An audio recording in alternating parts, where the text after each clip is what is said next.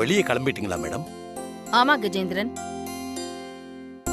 எம்ப்ளாயிஸ்க்கெல்லாம் dress அப்புறம் நகையெல்லாம் எடுக்கிறதுக்கு ஷாப்பிங்க்கு கிளம்புறேன். நீங்க வரீங்களா?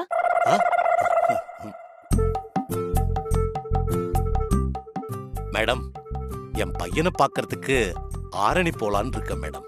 நேர்ல பார்த்து உங்ககிட்ட லீவு சொல்லிட்டு போலான்னு வந்த மேடம். ஓ,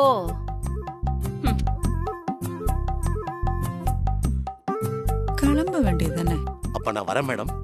ம், சரி.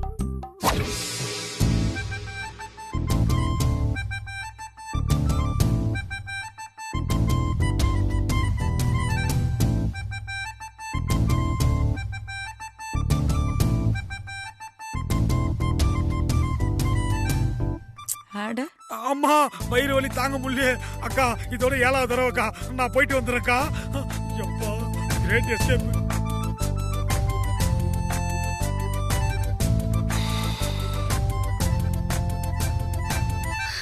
சரி, ஆம்பளைங்க யாரும் கிடையாது.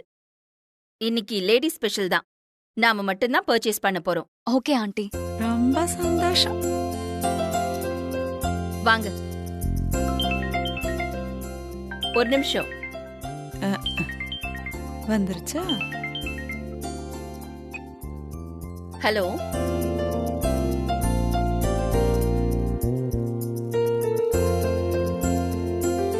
பார்வதி, பட்டம்மா அவங்க பேத்திக்கு நகை எடுக்கணும்னு சொன்னாங்கல்ல, அவங்களே வர சொல்லலாமா? சரி, நான் போய் கூட்டிட்டு வந்துடுறேன். இது வரையா?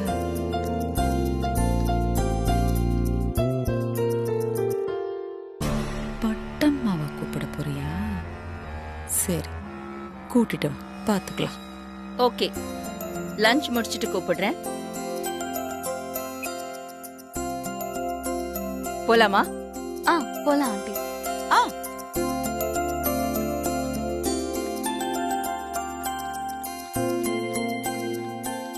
ஏ நில்லு. நீ எங்க கூட வர?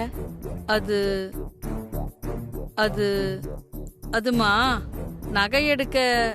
நாங்க நகை வாங்க தான் போறோம். நீ எங்க கூட வர? சமையல்காரினா சமையல்காரி வேலைய மட்டும் பார்க்கணும். எங்களை மாதிரி பணக்காரங்க போற இடத்துக்கெல்லாம் ஒட்டிக்கிட்டு கூடயே வரணும்னு ஆசைப்படக்கூடாது. புரிஞ்சுதா?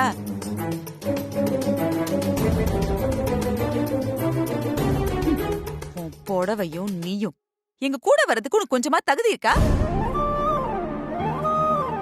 வனஜா, அக்கா, நான் பட்டமாவதாக்கா சொன்னேன். அதுவே பெரிய தப்பு. உன்னை பத்தி எனக்கு தெரியாதா? அது இல்லக்கா. பட்டம்மா உங்க பேத்திக்கு நகை வாங்கணும்னு சொன்னாங்க. நான் தான் அவங்களையும் வர சொன்னேன். அப்படியா? இத பத்தி பட்டம்மா என்கிட்ட சொல்லவே இல்லையே. நீங்க எங்க ஆண்டி பட்டம்மாவை பேச விட்டீங்க? பட்டம்மா வா, கூட வா.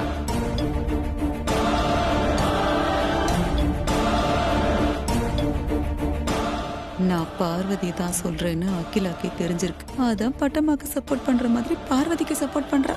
அது போதும். ஆனா மனசுக்குள்ள மருமகளா ஏத்துக்கிட்டு வெளியில வேஷமா போடுற நீ.